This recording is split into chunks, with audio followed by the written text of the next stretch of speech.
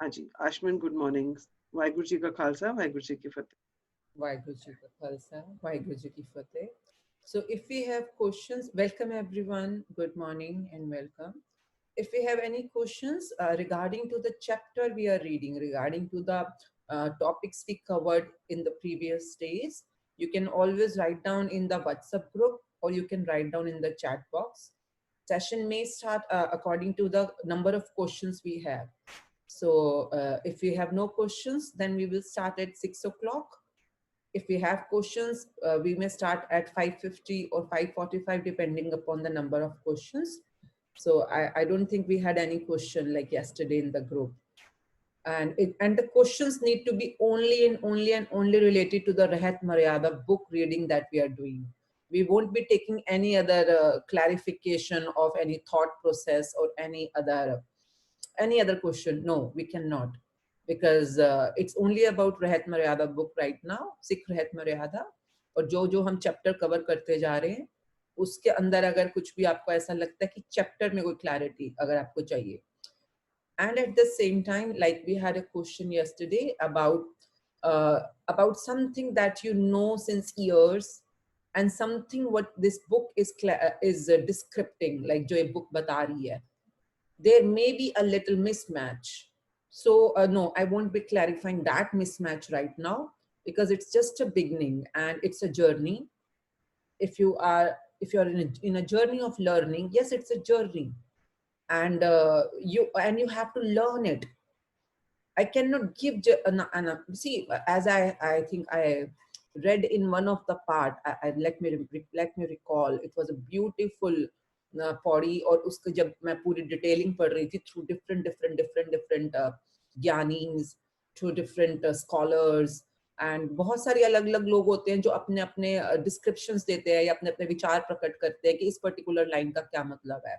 Any how, एक line आई थी जिसमें ये कहा गया था, सिखाया गया था रादर, कि आप किसी को मछली पकड़ के मत दो. आप अगर आपने आज उसकी भूख मिटाने के लिए उसको मछली दे दी, कल भूख मिटाने के लिए मछली दे दी, तो आप उसको निर्बल बना रहे हो, आप उसकी हेल्प नहीं कर रहे हो. आप उसको निर्बल, मतलब सेवा भी उसकी करो जो बहुत निर्बल हो, जो अपनी सेवा खुद नहीं कर सकता. बट अगर आप उसको फिशिंग करना सिखा रहे हो, यानी कि वो अपनी मछली खुद पकड़कर पकाकर खा ले, अगर आप उसको ये सिखाओगे, तो this is called empowering other person. So this book के अभी तो ये खैर रीडिंग बुक की है, but as we go further, अगर आप कहीं पे भी अटक रहे हो तो आपको खुद जाना है. There are beautiful scriptures around you. और आजकल तो जो हम we are living in the most golden era of the all times, कि आपके फिंगर टिप के ऊपर हर चीज की डिटेल है आपके पास. आप बस बटन दबाइए अपने लैपटॉप का या फोन का, and you will get a whole encyclopedia open in front of you. आपको किसी बुक्स का या ग्रंथों को ढूंढने की भी जरूरत नहीं है. हर किसी का बेस्ट पार्ट आपको अवेलेबल है. So if you think there is a word or somewhere you are stuck, and this book is saying, but you are not, your old experiences or knowledge is not agreeing to it, so please go and learn. This is what the Sikhi is all about. Sikh धर्म सिर्फ ये, सिख जो पंथ है वो सिर्फ ये बोलता है, सीखो. और अगर मैं ही बता दूंगी तो फिर आपने क्या सीखा, फिर तो रेडीमेड खाना मिल गया. तो सीखो. अगर आप कहीं अटक रहे हो, go and find out, learn it. आप स्क्रिप्चर्स में जाओ, बानियों में जाओ, पौड़ियों में जाओ, उच्चारणों में जाओ, बहुत सारी चीजें हैं, कहीं ना कहीं आपको अपना आंसर जरूर मिलेगा. Because this journey is not gonna be कि आप अटक रहे हो और आंसर मैं दूंगी. नो, मेरे को जो आंसर मिला वो मेरे लिए मिला और मुझे बिल्कुल क्लियर है. और अगर आप वहां अटक रहे हो तो मैं बिल्कुल आंसर नहीं दूंगी, because then I am not empowering you to go and seek. So because जो सीखना है वो हमने सिर्फ 5 तरह से सीखना है, प्लीज अंडरस्टैंड. हमने कल भी देखा, सबसे पहले, हाँ, the person who faithfully believes in one immortal being, तो यानी पहले तो ये बात क्लियर है कि हाँ कुछ है, परम शक्ति कोई है, तो वहां पे हम क्लियर है. Then the second part comes when we are talking about our 10 gurus, like जो गुरु नानक जी से लेके गुरु गोविंद सिंह तक जो हमारे 10 गुरुज हैं. आपको सीखना है ना, तो आपको सीखना होगा, जाकर कहीं ना कहीं सीखना है. देन कम्स अवर गुरु ग्रंथ साहब जी. उनके बाद उनकी जितने भी उच्चारणे हैं, जितने उच्चारण बानीज हैं या उनकी टीचिंग्स हैं, तो टीचिंग से सीखना है आपको. तो यानी कि आप अगर आप कहीं अटक रहे हो तो यानी आपने किसी पाठ को या वाणी को या किसी श्लोक को या किसी ग्रंथ को या कहीं ना कहीं पर आंसर तो 100% है। जहां भी आप अटके हो, आप जिंदगी में अटके हो, अपनी लाइफ में अटके हो, अपनी पर्सनल लाइफ में, प्रोफेशनल लाइफ में, कहीं भी अटके हो, आंसर तो 100% है। पर सीखना तो आपको पड़ेगा, लेसन तो वो आपका है, जर्नी तो वो आपकी है, आपकी जर्नी है, आपको आगे बढ़ना है। मैं अपनी जर्नी में आगे बढ़ रही हूँ, आप अपनी जर्नी में आगे बढ़ेंगे। मैं अगर अपनी जर्नी की आपको बातें बतानी शुरू हो गई तो फिर आप तो फंस जाओगे ना, क्योंकि आपकी जर्नी अलग है, मेरी जर्नी अलग है। मुझे मेरे आंसर्स पता है, आपके आंसर्स आपको ढूंढने हैं। अगर मैं बताऊं कि अच्छा फॉर एग्जांपल सतनाम वाहेगुरु अगर मैं बोल दूं, आप बोलो नहीं मैं तो पूरी जिंदगी वाहेगुरु वाहेगुरु करता रहा हूं, वो how can he be the destroyer of darkness. तो अब मैं बोलूंगी कि भाई मैं आंसर दे सकती हूँ उस टाइम पर, but why should I give answer? ओ फिर आप कैसे सीखोगे अपनी जर्नी का? Why don't you go on net and just find out guru, just nothing more, just find out guru, what's the meaning of guru? And before certain era, कुछ सदी पहले तक ये वर्ड एग्जिस्ट नहीं करता था। उससे पहले महंत होते थे, मठ होते थे, अलग अलग वर्ड्स यूज हुआ करते थे। कौन ऐसा इंसान था जिसने जब कुछ सिखाना शुरू किया तो लोगों को ये वर्ड मिला गुरु? And who was the first person जिसके नाम के साथ ये जुड़ा गुरु? क्यों जुड़ा? क्योंकि उसको कोई मिला जिसने उसको सिखाया, और जिसने उसको सिखाया वो निरंकार, वो मतलब वो उसका कोई आकार नहीं था जिसने उसको सिखाया, पर उसने उसको सिखाया और जो भी उसने सीखा उससे सीखा। तो उससे सीख के इस इंसान को एक पदवी मिली, क्यों सी जो उसको मिली। अब उसने अपने आगे आगे देता चला गया वो, और आज वो एक स्क्रिप्चर के रूप में यहाँ पर स्थापित है। बट ये वर्ड मैं नहीं आपको डिस्क्राइब करूंगी, आपको खुद अपनी जर्नी में ढूंढना पड़ेगा। और मैं बार बार बोल रही हूँ, आप तो बहुत किस्मत वाले लोग हो that we are born on this in this age। अगर आप अब भी अपनी उंगलियों को यूज नहीं करोगे और जाकर सीखोगे नहीं कि अरे सतगुरु बोल रहे हैं या वाहेगुरु बोल रहे हैं, तो मीनिंग क्या हुआ? सतगुरु का मीनिंग क्या है या वाहेगुरु का मीनिंग आपको क्या लग रहा है? सिर्फ शब्द नहीं? आपको किसी ने नहीं बताया, मैं क्या कर सकती हूँ इस बारे में? या आपने ढूंढा नहीं, आपने सीखा नहीं?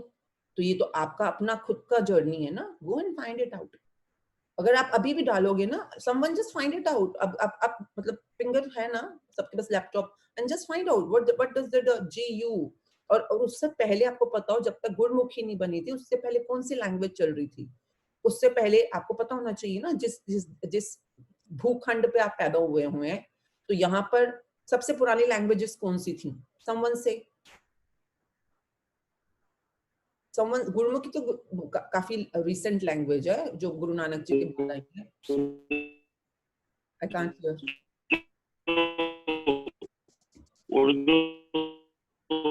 ये आवाज सुनाई नहीं दे रही जिसकी भी आवाज है, सो आई कांट हियर। मतलब मुझे सुनाई नहीं दे रही, बाकी सब लोगों को क्लैरिटी से सुनाई दे रही है।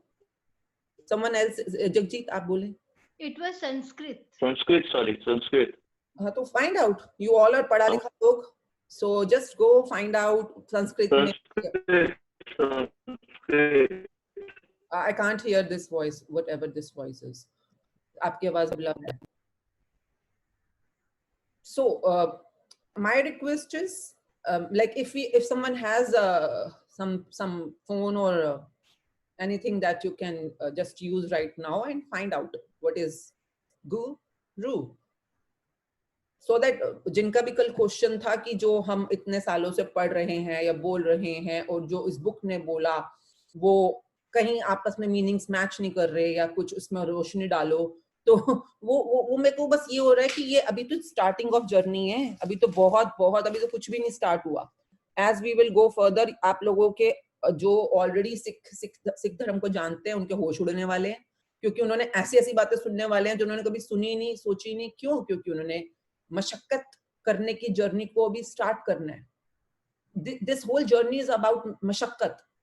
मेहनत लगेगी हर चीज को समझने में, जानने में। आप एक पाठ भी पढ़ रहे हैं या उच्चारण कर रहे हैं किसी वाणी का, तो आप सिर्फ उच्चारण करते हुए आगे भाग नहीं सकते हैं। आपको रुकना पड़ेगा, आपको समझना पड़ेगा एक एक शब्द की गहराई में जाकर कि वहां कौन से मीनिंग छुपे हुए हैं। और ये जर्नी है एक। तो anyone who could find out कि गु रू जब तक गुरुमुखी नहीं बनी थी उससे पहले की जो लैंग्वेज चल रही थी उसमें गु रू का क्या मतलब हुआ? जिसने अभी कोई अरे गूगल पे देख लो यार, संस्कृत मतलब जो भी कह रहे हैं बोल सकते हो, you can unmute and speak.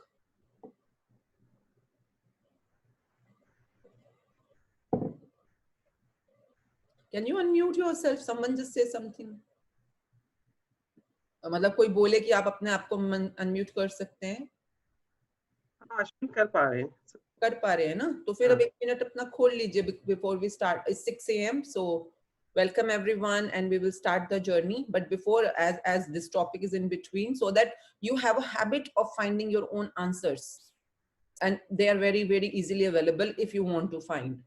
So जिनका क्वेश्चन था अगर वही ढूंढ लें जिनका कल क्वेश्चन था, because it will be a great beginning for your curiosities or questions to be answered by yourself. अगर वो हैं, if he is there, जिनका कल क्वेश्चन था. So Suchita has written that one who takes you. Please understand, you have to just find it out and say, so that it's coming first hand from the Okay. from the horse's mouth. At least जिनको मिला answer मिला. तो मतलब हमारे पास किसी के पास अभी इतना भी टाइम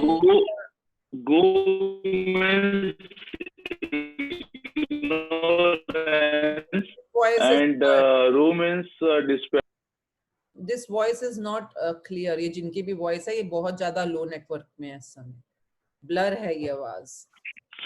So okay, आज आप सबका assignment है. If you want to do it later on, you will find out. Go to the Google, go to encyclopedia, Wikipedia, wherever you want to go, and find out what does. जब तक गुरुमुखी नहीं आई थी उससे पिछली लिपि में या पिछले लैंग्वेज के अंदर गु का और रू का मतलब क्या होता है? Gu means ignorance and ru means dispeller. Okay, so if you take that, अभी beginning of the meaning है तो यानी कि gu means ignorance, means darkness, means अज्ञानता, means अंधकार. और जो उस अंधकार को हटाए या जो रोशनी लाए या प्रकाश लाए वो वो ध्वनि रू की होती है. वर्ड है ये रू. तो हर इंसान के अंदर या अगर आप बच्चों को समझो कि बच्चों को शुरू में गुरु मिलते थे, अब बच्चों की क्यों बात कर रहे हो, अभी की बात कर लो, या इवन आप बहुत बुजुर्ग भी हो जाओगे तब भी कहीं ना कहीं हमारे अस्तित्व में कुछ ना कुछ अज्ञानता का अंधकार होता ही होता है. और कोई ना कोई इंसान जो उस अज्ञानता को दूर करता है बाय हिज विजडम और बाय हिज नॉलेज और by whatever I won't use the word. अंधकार दूर करने के कई तरीके होते हैं पर जो भी रोशनी लेके आता है वो रू. तो गुरु शब्द की स्थापना यहाँ से हुई थी. और वो इंसान मतलब जब जो भी मतलब ये ना आपकी अपनी जर्नी है. मेरे को कई सदियां लगी हैं. इस सदियां इसलिए बोलूंगी कि मुझे भी नहीं पता चला कि मैं कितने साल अभी इस धरती पे मेरे को कितने. I am in my 5th decade right now. तो मतलब इतने साल से मैं इस जर्नी में हूँ और दिन रात हूँ. अपने बच्चों को कब सेटल करती हूँ, पति को कब सेटल करती हूँ, बिजनेस कब सेटल करती हूँ, एंड देन दिन रात तक इस जर्नी में घुसी रहती हूँ. और तब जाके मुझे समझ आया कि ये सारी जर्नीज, चाहे मैं यहाँ से स्टार्ट करूं चाहे मैंने वहां से स्टार्ट करी, इतने सालों की जर्नी एंड में आकर इसी समुंदर की तरफ जा रही है और इसी समुंदर की तरफ जाना है मुझको. तो मैंने पकड़ ली एक स्ट्रीम, जो भी वो स्ट्रीम है. जाना तो सबने एक ही तरफ है. अब आपकी चॉइस है आपने कौन सी वाली स्ट्रीम के थ्रू जाना है. और वो पर्पस आपको कब मिलेगा कि आपने स्ट्रीम पे बैठना भी है कि जो भी नहर जा रही है उस समुंदर की तरफ. तो अब पर आपके पास चॉइस है. At the same time like when you are about to sit, आप अपनी नहर खुद भी बना सकते हो, स्वयंभू की तरफ भी चल पड़ो, यानी कि अपनी विधि से अपने आप आगे बढ़ते चले जाओ. सेकंड वे इज नहीं, मेरे को कोई ना कहते हैं ना, अगर आप गति चाहिए, स्पीड चाहिए, तो गुरु बिना गति नहीं. तो कोई गुरु अगर आप धारण कर लेते हो आपकी उसी प्रोसेस को गति मिल जाती है, मतलब स्पीड मिल जाती है किस तरफ, मंजिल तक पहुंचने की तरफ. अब गुरु अगर आप बोलो कि नहीं गुरु कौन, वन एब्सोल्यूट मैनिफेस्ट. अब आप बोलो मैनिफेस्ट क्या होता है. अब now this is a big question. इसको समझाने में कम से कम 6 दिन लग जाएंगे मुझको कि मैनिफेस्ट. अब मैं कई बार सोचती हूँ कि मैं मैनिफेस्ट की दुनिया में क्यों गई. मैंने अपने 3-4 साल मैनिफेस्टेशन, मैनिफेस्ट, उन सब में क्यों लगाए, क्योंकि आज मुझे इस जर्नी में कोई अटक नहीं है ना. क्योंकि मुझे पता है कि एब्सोल्यूट मैनिफेस्ट क्या होता है या कौन है जो सदा से था या सदा से है, सदा रहेगा? एक ओंकार कौन है? एक क्यों है वो ओंकार क्यों है? वो मतलब अगर आप ओम भी समझो तो ओम क्या होता है? ओ आ ओ म, 3 अक्षरों का साउंड है ये, आ ओ म। और वो आगे बोल रहा है कार। कार कौन होता है? जो करता होता है, जो कृत नहीं है, करता है। तो एक ओमकार यानी कि आकार, ओकार, मकार, पर वो एक ही है। वो 3 तरह से आपको दिख रहा है पर वो एक ही है। अब इस पूरी जर्नी को समझने में मेरे को 24 साल लगे हैं। चाहे मैंने लैंडमार्क में समझा, चाहे मैंने शांभवी में समझा, चाहे मैंने विपासना में समझा, चाहे मैंने 100 तरह के और तरीकों से समझा, पर मैंने समझा। तो आज जब मेरे को बुक में सामने दिखा एक ओंकार सतगुरु प्रसाद, तो मुझे पता है एक ओंकार मीन्स दैट सतगुरु मतलब सत्य तो एक ही है। जो सत्य, जो तेरे लिए भी सत्य है, मेरे लिए भी सत्य है, हिंदू के लिए भी सत्य है, मुस्लिम के लिए भी सत्य है, पंजाबी के लिए भी सत्य है, ब्राह्मण के लिए भी सत्य है, औरत के लिए भी सत्य है, आदमी के लिए भी सत्य है, बच्चे के लिए भी सत्य है, मतलब बुजुर्ग के लिए भी सत्य है। जो सबके लिए सत्य हो वो सत्य है। तो वो सत्य क्या है? वो सत्य सिर्फ एक ही है जो है। कहाँ समझा तूने? ये मैं समझ चुकी हूँ। मैं 24 साल की जर्नी में समझ इन द सेंस मैं सरेंडर कर चुकी हूँ। इसमें मेरा कोई क्वेश्चन नहीं है। मतलब वो कौन है मुझे नहीं पता, पर है, कोई एक है। तो यानी कि मैं आगे बढ़ते बढ़ते सत्य के साथ भी पूरी फ्लैटलैंड हूँ इस समय। मेरे को क्वेश्चन नहीं है, हाँ मैं आगे बढ़ूं अब जर्नी में। भैया पहले क्वेश्चन पे अटकी रही तो बाकी क्वेश्चन पेपर कौन सॉल्व करेगा? अगर आप एक नॉर्मल क्लास का क्वेश्चन पेपर भी देने जा रहे हो तो वो क्वेश्चन पेपर होते हैं जिसमें पहले 1 नंबर का क्वेश्चन आता है, फिर 3 नंबर का, फिर 5 नंबर का, फिर 10 नंबर का। तो आपकी लाइफ के अंदर भी अगर आप देखोगे ना, अलग अलग लेवल के क्वेश्चन आ रहे होते हैं। अब आप या तो उन क्वेश्चंस का आंसर ढूंढो फटाफट और देते चले जाओ ताकि आप अपने क्वेश्चन पेपर को सॉल्व करो, कर्मों का रिजल्ट हाथ में आए, आप पास हुए तो पौड़ी अप, यानी कि आपकी लाइफ की जर्नी अप। आप फेल हुए तो दोबारा इसी जर्नी में वापस आओगे। तो आपकी चॉइस है, आपने आगे बढ़ना है नहीं बढ़ना है। तो मेरे लिए ना एक ओंकार सतगुरु प्रसाद ये क्वेश्चन फ्लैटेंड हो चुका है, खत्म। क्योंकि मुझे पता है जो ये इन्होंने बात बोली कि one absolute manifest the destroyer of darkness, मतलब the wonderous destroyer of darkness. तो मैंने गु रू 6 साल लगाए हुए हैं। अब वो 6 साल का मैं निचोड़ आपको 1 मिनट में नहीं दे सकती। और वो भी तब जब आप ऑलरेडी सरेंडर नहीं कर रहे हो। आप सरेंडर कर दो कि जो बोली बुक, जो भी रहत मर्यादा की बुक है, ये एब्सोल्यूट ट्रुथ है। आप पहले उसको सरेंडर करो, ये ट्रुथ है। अब आप खोजो का मतलब होता है कि अब आप उस जर्नी में घुसो ना, कि अगर इसने बोला ये वर्ड ऐसा है और इंग्लिश में बोल रहा है ये वर्ड ऐसा, भी इतने सारे स्कॉलर्स ने बैठ के लिखा है तो कुछ तो है इसमें। तो समझते हैं ना, ढूंढते हैं आंसर। तो now the journey goes smooth because आप सीखना चाह रहे हो और खुद सीखना चाह रहे हो। पर मैं आपको नहीं सिखा पाऊंगी क्योंकि मैंने अगर आपको आज आंसर दे दिया तो ये it will be like a फर्रा कि आप मेरे साथ वाले बेंच पे बैठो, आपने मुझसे पूछा गुरु गुरु गुरु और मैंने आपको आंसर दे दिया, आपने फटाफट लिख लिया, पर आप नेक्स्ट क्वेश्चन में अटकोगे फिर जाकर। क्यों? क्योंकि आपको पहले वाला इलस्ट्रेशन ही नहीं पता, तो आप नेक्स्ट में अटकोगे, नहीं तो बाद में अटकोगे, नहीं तो 10 नंबर के क्वेश्चन में अटक जाओगे। फिर आप मतलब फिर क्या फायदा हुआ ना। तो ये जर्नी सीखने की जर्नी है, ये आपकी खुद की जर्नी है। आपको लगता है कि आप इस धरती पे वो करने आए हो जो आप इस समय कर रहे हो, but maybe one day you will come to know you are here for a purpose. आपका इस जन्म में या इस धरती पे आने का एक इकलौता पर्पस है, और वो इकलौता पर्पस सिर्फ आपको ही पता हो सकता है जब आप जानना चाहो उस दिन। आप बोलो कौन सा purpose? I don't know because it's your. How can I know? आपकी शक्ल जैसी कोई दूसरी शक्ल नहीं है दुनिया में, आपके फिंगरप्रिंट जैसा कोई दूसरा फिंगरप्रिंट नहीं है दुनिया में।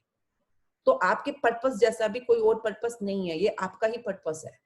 वो पर्पस फाइंड आउट करना, उस जर्नी को कंप्लीट करना और आगे बढ़ना। हाँ, ये तब आपको पता चलना शुरू होता है जब आप दुनियावी बातें या बुनियादी जो भी भटकाने वाली माया जाल होते हैं आपके, जो भी आपकी मोह माया अंधकार, जितनी भी चीजों के अंधकार में आप फंसे होते हो, जब आप सच में बोलो हाँ मैं इससे बाहर आना चाहता हूँ, और बाहर जब आप आने को बोलोगे तो आप किसी ने, हो सकता है स्टार्टिंग में आप अकेले खुद बाहर आने में मुश्किल हो रही है, तो आप किसी जाके गुरु की हेल्प लोगे, किसी मेंटर की हेल्प लोगे, या किसी गुरु को जाके धारण करोगे। Once you are surrendered, yes guru I surrender to you, then the guru will help you out.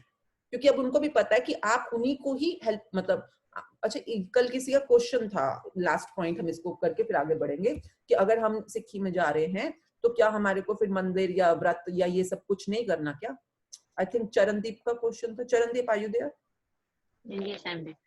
हाँ, तो आप ये समझिए, प्लीज समझिए इस चीज को ना, ये बहुत साइंटिफिकली क्लियर थिंग है. अगर आप एक डॉक्टर के पास जा रहे हो, आपको कोई बीमारी है, आप एक डॉक्टर के पास जा रहे हो, डॉक्टर आपको कोई दवाई दे रहा है, कुछ आपको समझा रहा है, आप वो तो खा नहीं रहे, उसके बाद आप दूसरे डॉक्टर के पास भी जा रहे हो, तीसरे डॉक्टर के पास भी जा रहे हो, उनकी दवाइयां भी उठपट, कभी 2 दवाई इसकी खा ली, 3 दवाई उसकी खा ली, चौथी दवाई उसकी खा ली. अब आपकी बीमारी का तो पता नहीं क्या होने वाला है. अब आप वापस पहले डॉक्टर के पास गए तो उसने बोला कि भैया वो दवाई खाई थी जो मैंने तुम्हें दी थी. आपने कहा नहीं वो तो नहीं खाई, मैं तो तीसरे डॉक्टर के पास गया था, दूसरा डॉक्टर, उसने, भाई पहला डॉक्टर तो आपके ऊपर कोई रिस्पॉन्सिबिलिटी नहीं लेने वाला ना. हाँ कि ले लेगा? नहीं. तो पहले डॉक्टर ने बोला कि नित्य नियम करना है, Okay. आपको नित्य नियम करना है, आपको सुबह उठना है इतने बजे, एम्ब्रोसियल आवर्स में उठना है, वो बताएगा आज सारी बुक के अंदर क्यों उठना है. अब भाई इसको अगर आपने डिटेल में जानना है, जाओ ना यूट्यूब पे, जाओ ना गूगल पे यार, कि क्यों आपने ब्रह्म मुहूर्त में या आपने सुबह इस समय जो अमृत वेले में उठना है. अब उठना है तो उठना है. अब इस डॉक्टर ने आपको बता दिया कि भैया ये गोली दिन में 3 बार खानी है तो खानी है. अब आपने समझना है कि डॉक्टर आपको गोली दिन में 3 बार क्यों खाने को बोल रहा है, तो जाओ ना 10 साल की पढ़ाई करो पहले जो उस डॉक्टर ने करी है. वो बेचारे ने 10 साल लगाए, फिर अपनी जिंदगी के इतने एक्सपीरियंस लगाया, तब उसको पता है इस बीमारी के लिए 3 गोली 3 बार खानी है. अब नाउ इधर you surrender on the doctor, ताकि आपको वो सारी मेहनतें ना करनी पड़े जो उस बेचारे ने करी हैं. Similarly if you surrender on this गुरु जी, जो भी यहाँ पे जो भी गुरु हैं, Guru Granth Sahib ji, the journey goes faster. That's it. नहीं तो अगर आप 3-4 डॉक्टरों को रेफर कर रहे हो इस समय, तो फिर आई डोंट नो कौन सा वाला डॉक्टर, जब आप फंसने वाले हो तो कौन सा वाला डॉक्टर रिस्पॉन्सिबिलिटी लेगा आपकी कि भाई ये मेरी दवाई से फंसा या ये मेरी दवाई से करा. So just follow one. I think all of you agree कि at one time you should follow only one doctor. Okay? और जो भी आपने जो भी अपना choose किया, surrender to that doctors. Okay? So right now we are following this book. This book is about Sikh रहत मर्यादा. तो जिन जिन लोगों का अच्छा, आप में से मुझे पता नहीं है कितने लोग ऑलरेडी सिख हैं या कितने लोग सिख नहीं हैं. Anyways, this book belongs to all of you because this is about the journey of learning. But journey of learning के अंदर जब पहला आप किसी स्कूल में भी जाते हैं, प्लीज अंडरस्टैंड, जब तक उस स्कूल में कोई रेगुलेशंस नहीं है, रूल्स नहीं है, कोई सिस्टम नहीं है, अगर आप स्कूल में भी आज तक गए हो तो कोई यूनिफॉर्म कोड होता है बच्चों का, तो ताकि पता चले ये स्कूल के बच्चे हैं. ठीक है, तो कुछ कोड होता है ना जिससे पहचाने जाते हैं बच्चे. फॉर एग्जाम्पल, देन उस बच्चों को बोला जाता है नीट एंड क्लीन होके आओ, बाल बना के आओ, यूनिफॉर्म साफ सुथरी होनी चाहिए, नेल्स कटे होने चाहिए. एवरीवन रिमेंबर्स स्कूल टाइम पे हम लोगों के कुछ रूल्स थे. तो यानी कि आपकी भी कुछ मर्यादा होगी कि कितने बजे उठना है, कितने बजे नहाना है, क्या खाना है, क्या नहीं खाना है, यू नो, सम मर्यादा. देन उसके बाद कुछ टाइम टेबल होता था स्कूल के अंदर कि इतने बजे ये पीरियड, इतने बजे ये पीरियड, इफ यू रिमेम्बर. और वो सब कुछ टाइम टेबल आप फॉलो करते थे. उसके बाद कुछ होमवर्क मिलता था, घर जाकर आप होमवर्क करते थे, वगैरह वगैरह. वो सब कुछ करने के बाद आज आप वो बने हो जो भी आप बने हो, जो भी आपने इतनी पढ़ाइयां करी हैं स्कूलों की, वगैरह वगैरह वगैरह. बट अगर आप स्कूल ना जाते ना, तो ये जो आज आप बने हो शायद उतने भी आप इवॉल्व नहीं हो पाते. जो भी आपको आज अंदर से पता है, ज्ञान जो भी है, चाहे ABCD आता है या अपने साइन करने आते हैं, आपको पता नहीं है अपने साइन कर पाना या अपना नाम लिख पाना या पढ़ पाना, आपको पता नहीं है. it's a privilege. It's a privilege. Why I can say that? I know, I still know in this world, हमारे आसपास भी कुछ लोग ऐसे जिनको अपना नाम लिखना नहीं आता इस टाइम पर, वो अभी भी अंगूठा से साइन करते हैं. अगर आप पूछो कौन, मैं अक्सर मिलती हूँ ऐसे लोगों से. तो हम जो भी बने हैं, हमने सीखा, एक सिस्टम में गए, स्कूल गए, इसलिए हमने सीख लिया. सिमिलरली अगर आप आगे की जर्नी अपनी लाइफ जीने के लिए सीखना चाहते हो, तो एक सिस्टम में जब तक आप नहीं बंधोगे या किसी स्कूल में नहीं जाओगे या किसी गुरु के पास नहीं जाओगे, तब तक वो चीज इतनी स्पीड से नहीं हो पाएगी. Okay, so this is the first thing. हम गुरु के पास तो बाद में जाएंगे. ये हमारे पास स्कूल का प्रोस्पेक्टस है इस समय. अभी हमारे को गुरुजी मिले नहीं है. टीचर तो तब मिलेगा ना जब मैं स्कूल में एडमिशन ले लूंगी और रूल्स एंड रेगुलेशंस को मैं अबाइड करूंगी. तो ये रूल्स एंड रेगुलेशंस, ये एक तरह का स्कूल या कॉलेज का प्रोस्पेक्टस है. भैया पहले इसको पढ़ लो, उसके बाद एंटर आ जाओ अंदर. ठीक है, so let's begin. Thank you everyone for your zeal and your zest to know more about Sikh Rehat Maryada. So we will continue with Kenny, are you there? Kenny?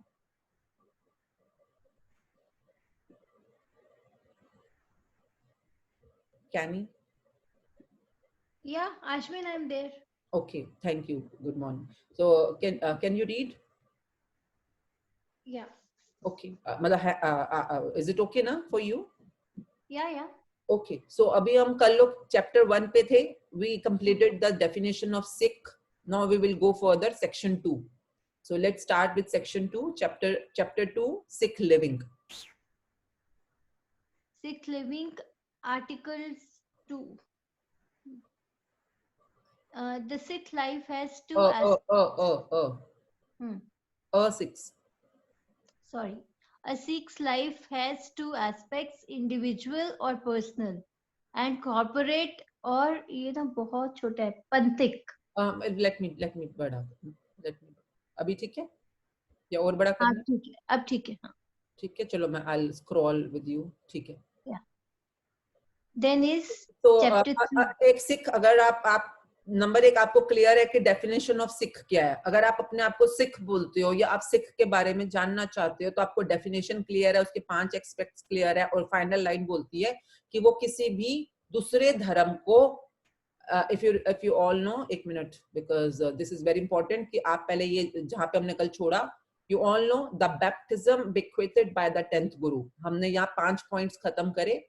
और and who does not owe, ये वाली line ना बहुत जरूरी है, कल भी कई लोग अटके थे. who does not owe, ये जो वर्ड है allegiance means निष्ठा, कटूट, मतलब होता है ना, मतलब अटूट विश्वास या किसी पे बिल्कुल समर्पण हो जाना या निष्ठा पूर्वक उसका पालन करना. I mean, अगर आप वैसे किसी, ठीक है, आप भाई ठीक है, आपके फ्रेंड्स हिंदू हैं, उनके घर में अगर पाठ पूजा या कीर्तन आप जाकर हेलो हाय कर रहे हो, या चलो कभी किसी यात्रा पे चले गए अपने फ्रेंड्स के साथ या रिलेटिव्स के साथ, ठीक है, आप वहां जाकर एंजॉय कर रहे हो, हाँ उसमें कोई प्रॉब्लम नहीं है. आप एंजॉय करना चाहते हो या चलो वैसे ही चले गए फ्रेंड्स के साथ किसी मंदिर में चले गए, it's okay. It's not like कि आप मतलब उसमें घुस नहीं सकते मंदिर के अंदर, या आप किसी और आप किसी चर्च में अंदर बिल्कुल जा ही नहीं सकते हो. किसी की शादी है आपके फ्रेंड की तो आप चर्च में नहीं घुस पाओगे. No no no no no no. They are saying and who does not oh, ये ना वर्ड आपको समझना पड़ेगा डिक्शनरी में जाकर, और बहुत ही ध्यान से लिखा है जिसने भी लिखा है, एलिजेंस जो लिखा है. दिस इज लाइक अटूट विश्वास या निष्ठा. निष्ठा मतलब कि मतलब आप किसी चीज के बारे में बिल्कुल सरेंडर्ड हो. आप वो नहीं कर सकते किसी रिलीजन के लिए, किसी और अदर रिलीजन के लिए. आप वैसे ही कभी कभार जाना चाहते हो घूमने फिरने, पिकनिक, खुशी के माहौल में, चलो जाकर नाच लिया. अभी किसी घर में जागरण हो रहा है, आपने भी जाकर तालियां मार ली 4-5, तो कोई बात नहीं, वो कर सकते हो आप. But who does not owe allegiance, इस वर्ड को प्लीज आप लोग खुद जाकर डिक्शनरी में समझेंगे इस वर्ड का क्या मतलब है. To any other religion is a Sikh. I hope it's made clear. Yeah. Hello. हाँ एक सेकेंड लेट मी. हाँ अब नेक्स्ट, a sixth, यहाँ अब दोबारा हम यहाँ पे आ रहे हैं. A sixth life has two aspects, individual और personal, corporate और पंथिक. अब समझिएगा ये लाइन अपने आप में बहुत बड़ी दुनिया है और इसको समझना जरूरी है. अब अगर आप सिख की डेफिनेशन समझ गए, अब आपकी जिंदगी के 2 पहलू हैं. आपकी जिंदगी एक पहलू नहीं है. आप किसी इंडिविजुअल और पर्सनल लाइफ को तो जी रहे हो. आप पर्सनल लाइफ क्या होती है? आपका घर, आपके पति, आपके माँ बाप, आपके भाई बहन, आपके बच्चे, आपका बिजनेस, आपकी नौकरी, जो भी है, ये आपकी पर्सनल लाइफ है. ठीक है, तो आप पर्सनल लाइफ को तो अपना एस्पेक्ट को हैंडल करोगे ही करोगे. एंड कॉर्पोरेट और पंथिक लाइफ. कॉर्पोरेट मतलब इन्होंने वर्ड यूज किया है, पंथिक अगर हम मेन पकड़ ले, और पंथिक को हम पंथिक वाला पकड़ते हैं इस समय समझाने के लिए. पंथ मतलब अब आप एक पंथ पे चल पड़े हो, आपने सिक्खी को धारण कर लिया है. अब आप एक पंथ मतलब एक रास्ता, एक पाथवे, एक वे है, पंथ है. पंथ मींस अगर आप समझे ना, पथिक पथ पे चलता है, पथ पे चलता है. तो एक पथ मतलब एक पटरी है या पथ है. वो पथ की आपकी अपने एस्पेक्ट है. अब आपकी जिंदगी सिर्फ पर्सनल नहीं है. हाँ, आप रोजी रोटी कमाना चाहते हो, अपने बच्चों की शादियां करना चाहते हो, जरूर करोगे आप, वो आपका पर्सनल है. But a six life has always 2 aspects. इसको कैसे बैलेंस करना है ये सिख को पता होता है कि इंडिविजुअल और पर्सनल एंड कॉर्पोरेट और पंथिक. ठीक है, तो हम दो पहलू को अपनी जिंदगी में बैलेंस करते हुए आगे चलते हैं. If we are following being a Sikh. आगे बढ़े. अब ये पंथिक क्या होता है, ये आपको खुद फाइंड आउट करना है कि पंथ मतलब वो तो समझ गए ना, सिख पंथ ही है, और पंथ की क्या क्या एस्पेक्ट्स हैं, क्या क्या ड्यूटीज हैं, रिक्वायरमेंट्स हैं, डिलीवरेबल्स हैं, एक्सपेक्टेशंस हैं. Now this is the whole journey. आगे बढ़े. Right. Next is 1 minute. Chapter 3. Yeah, chapter 3. A Sikh's personal life. Article 3. A Sikh's personal life should comprehend meditation on Naam, divine substance, and the scriptures. Second is leading life according to the Guru's teachings and altruistic voluntary service. अच्छा, अब ये कमाल की बात है कि जिसको आप अपने पर्सनल लाइफ मानते हो और जिसमें आप अपने मोस्टली समझते होगे पर्सनल लाइफ तो ये होती होगी ना कि मैं पार्टी कर रहा हूँ, शॉपिंग पे जा रहा हूँ या अपने बच्चों को पाल रहा हूँ. अब आप प्लीज इसको पढ़ते चले जाएं. अभी हम इसमें बहुत डिटेल में नहीं जाएंगे, पढ़ते ही चलते हैं, पर समझ के. अ सिक्स पर्सनल लाइफ कैसे डिस्क्राइब्ड है, आर्टिकल 3 में क्या आ रहा है, चैप्टर 3 का आर्टिकल 3 क्या बोल रहा है. एक सिख की पर्सनल लाइफ शुड कॉम्प्रीहेंड. इसका मतलब अगर आपको नहीं पता तो आपको डिक्शनरी में जाना पड़ेगा. कॉम्प्रीहेंड का मतलब नंबर 1 मेडिटेशन ऑन नाम. नाम मतलब आप नाम किसे कहते हैं. Now this is again a big thing. आप इस समय डिवाइन सब्सटेंस समझ लो. नित नेम जिसको हम बोलते हैं, या नाम धारण करना, या नाम मतलब नाम को मतलब किस मेडिटेशन ऑन नाम यानी डिवाइन सब्सटेंस जिसको गुरबानी बोलेंगे इस समय हम, एंड द स्क्रिप्चर्स. तो ये डेली बेसिस के ऊपर, रेगुलर बेसिस के ऊपर मेडिटेशन ऑन नाम उसका नंबर 1 पार्ट है. Number 2 leading life according to guru's teachings. जो भी आपने जो गुरु जी हैं, हमारे 10 गुरु हैं या गुरु ग्रंथ साहब जी हैं, उनके अकॉर्डिंगली आप अपनी लाइफ जी रहे हो. कैसे? अब ये समझने वाली बात है. अगर आपने कभी बानी पढ़ी होगी तो उनकी बानियों में एक एक चीज के अंदर की मतलब फॉर एग्जाम्पल बता रही हूँ. अब ये देखिए leading life according to guru's teachings में क्या आ सकता है. जैसे कि एक लाइन पकड़ते हैं, उसमें समझते हैं टीचिंग क्या मिली है. जैसे कि सोचे सोच न हो ये सोची लखवार. फॉर एग्जाम्पल ये लाइन पकड़ ली अब आपने. उसमें क्या बोल रहे हैं. अब इसके भी 2 मीनिंग निकलते हैं. सोचने वाला भी मीनिंग निकलता है और एक नहाने वाला. मतलब कि आप सोचे मतलब अगर आप ओल्ड भाषा में जाओ तो शौच या सोच या मतलब कि एक तरह से नहाना. तो नहाने मतलब अपने आप को साफ करने का एक डिस्क्रिप्शन है उस पर्टिकुलर पौड़ी की उस पर्टिकुलर लाइन में. अब आप जाके गंगा में डुबकियां लगा रहे हो, सोच रहे हो कि मेरा पाप धुल रहा है, पर गुरुजी क्या बोल रहे हैं कि भैया जितनी मर्जी डुबकियां लगा लो, तुम्हारे पाप नहीं धुलने वाले इतने नहाने से. क्योंकि ये जो तुम्हारे कर्मों के पाप हैं या कर्मों के पुण्य है, ये कहीं पर डुबकियां लगाने से या बहुत ज्यादा सोचने से या शौचने से, शौच 2 मीनिंग निकल रहे हैं, सोचने और शौचने, उनसे नहीं धुलेंगे. अब आप समझ गए हो. अगर आप गुरु की टीचिंग के अकॉर्डिंगली अपनी लाइफ जी रहे हो तो आपको पता है आपको हरिद्वार या मतलब वो पिकनिक स्पॉट हो सकता है, बट वो वहां पे जाके डुबकियां लगाने से मेरे पाप धुल जाएंगे, तो ये तो स्टुपिडिटी है सोचना. So you are leading your life according to guru's teachings. और ये इतनी क्लैरिटी के साथ सारी टीचिंग्स मिलती हैं हमारे को जब हम डिवाइन सब्सटेंस का रेगुलरली मेडिटेशन कर रहे होते हैं तब. Altruistic voluntary services. अब अल्ट्रुइस्टिक मींस परोपकारी, आई थिंक. या परोपकार. हाँ, आप अपने मन से अपने खुद के, आपको कोई थोप नहीं रहा, कोई कह नहीं रहा. वॉलंटरी ये होता है कि जब आप खुद से करना चाहते हैं तो आप खुद ब खुद कुछ ना कुछ परोपकारी सेवाएं करते रहते हैं. दिस इज कॉल्ड, अब मोस्टली जो सिख है उनको पता है दसवंत क्या होता है. तो दसवंत भी वॉलंटरीली होता है, आप मन से करते हैं, अपने मन से खुद करना चाहते हैं. तो अल्ट्रुइस्टिक मतलब कुछ ना कुछ आप सेवा कार्यों में जुड़े रहते हैं, चाहे तन से, मन से, धन से, अन्न से, आप कैसे भी करके अल्ट्रुइस्टिक वॉलंटरी सर्विसेज के साथ अटैच रहते हैं if you are a Sikh. आगे बढ़े. Okay. So this is Article 4. A Sikh should wake. अब हम पढ़ रहे हैं अब इसका जो पहला वाला आर्टिकल था कि मेडिटेटिंग ऑन नाम मतलब डिवाइन सब्सटेंस एंड स्क्रिप्चर. अब हम इसके डिटेल में जाएंगे. Article 4. A Sikh should wake up in the ambrosial hours 3 hours before the dawn, take bath and concentrating his her thoughts on one immortal being, repeat the same Vaheguru, wondrous destroyer of darkness. Repeat the name. Repeat the name Vaheguru, wondrous destroyer of darkness. Okay, so Yeah. now this is not an option.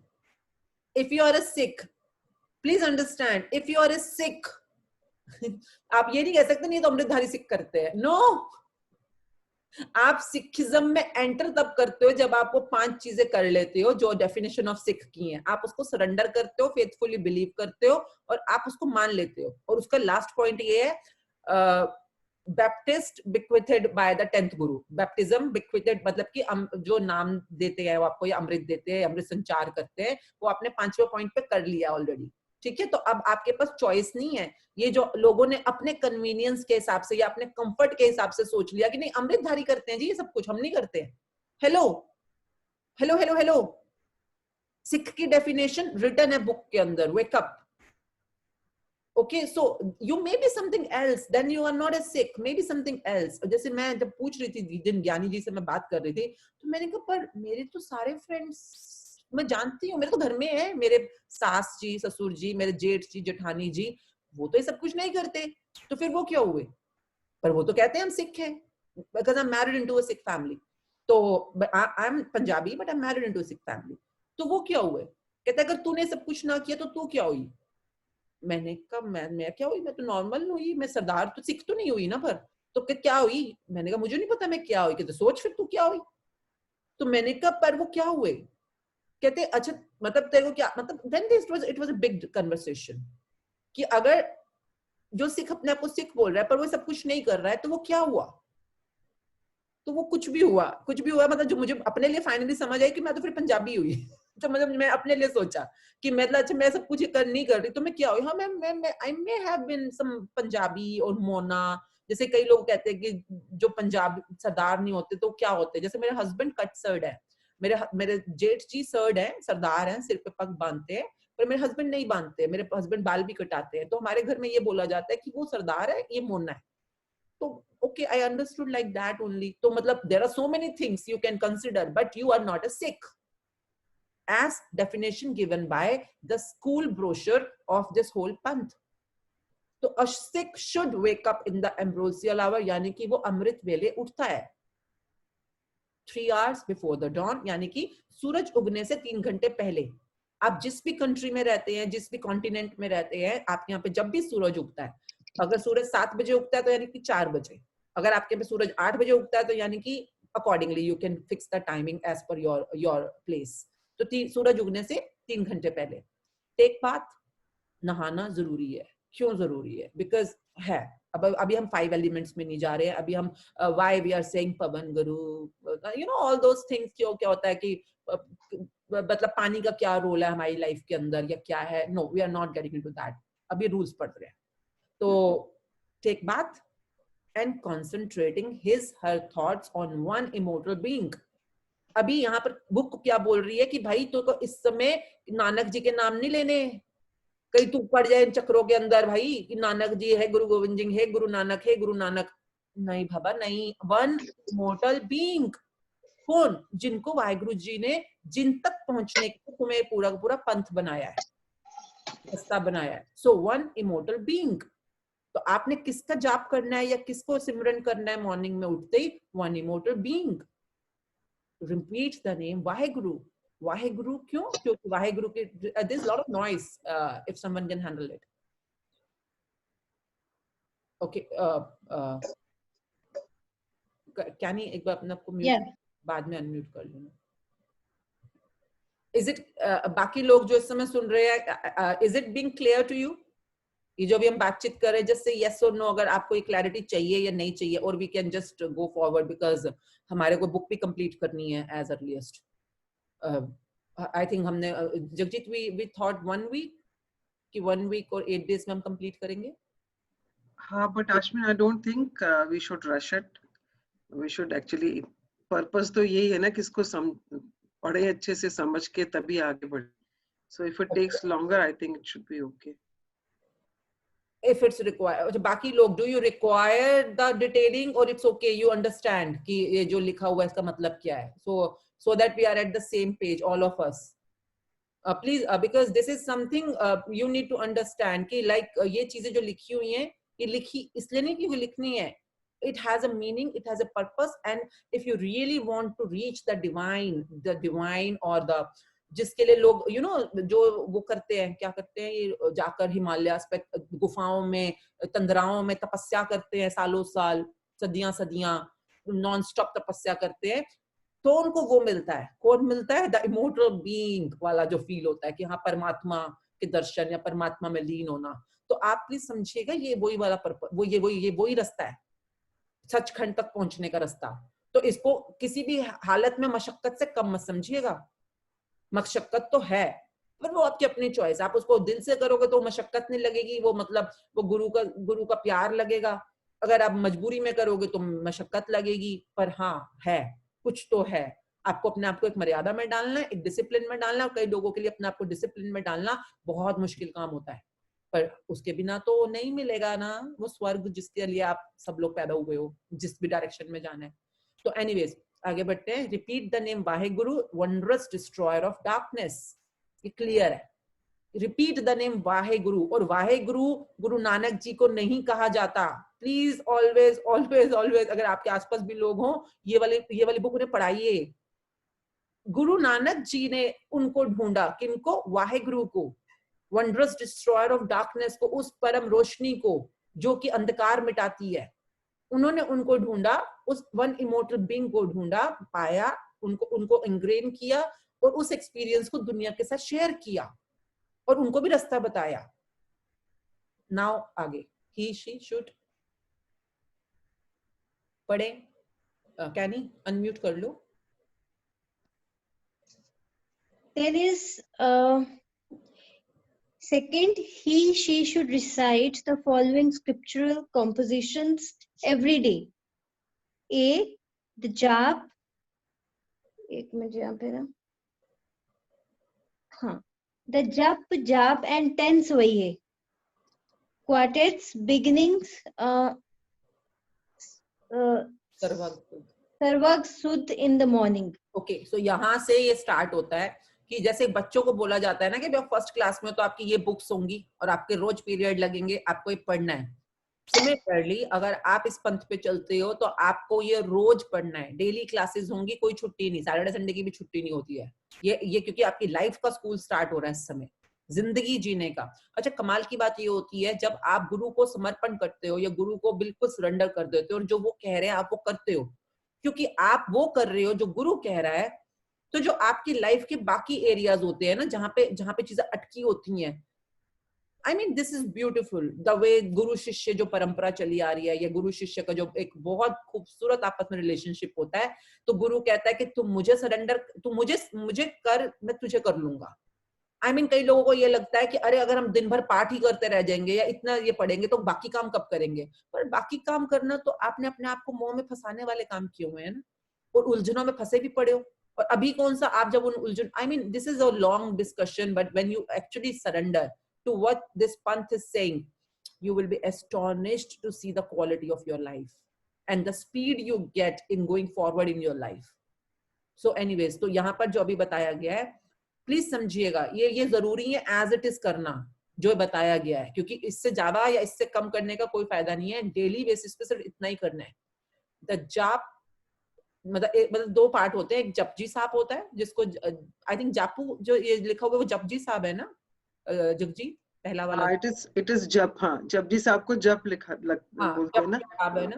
तो पहला जो part है that Japji साहब, okay, जिसको अभी जो आपको JAPU दिखाई दे रहा है।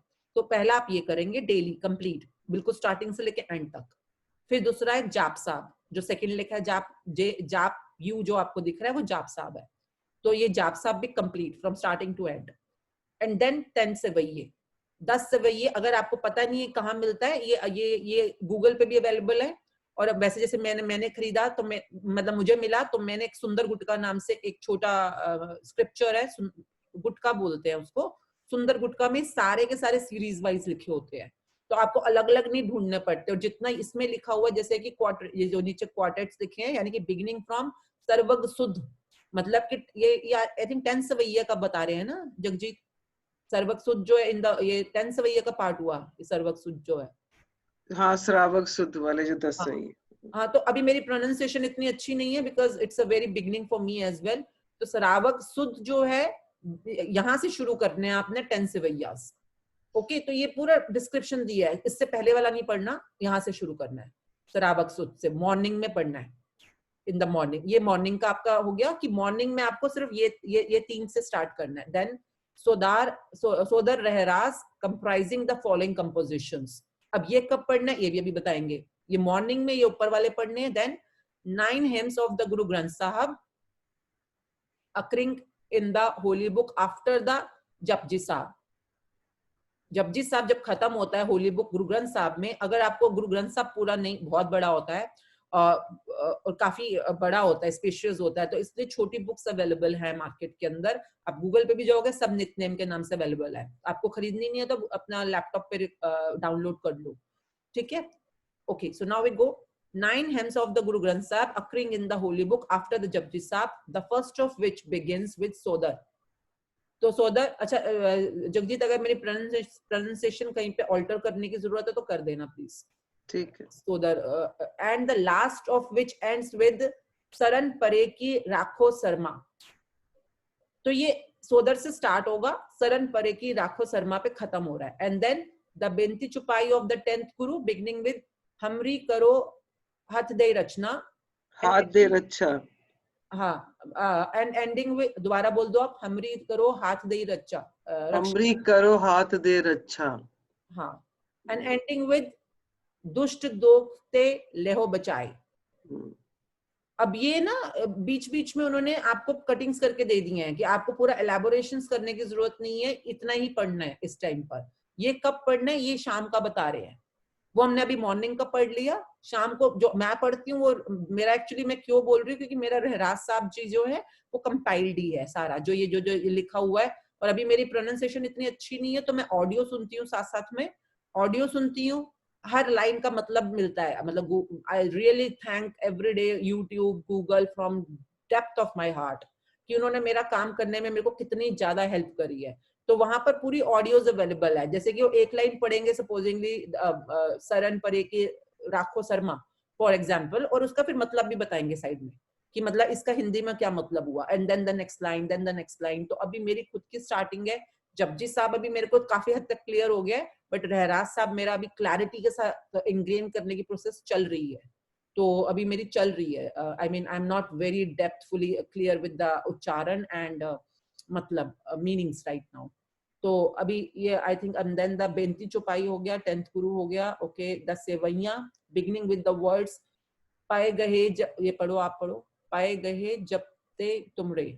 सो ये पाहे गहे जब ते तुमरे। तो आप यहाँ से इसको स्टार्ट कर, थर्ड जहाँ ये वाला है बिगिनिंग यहाँ से स्टार्ट है।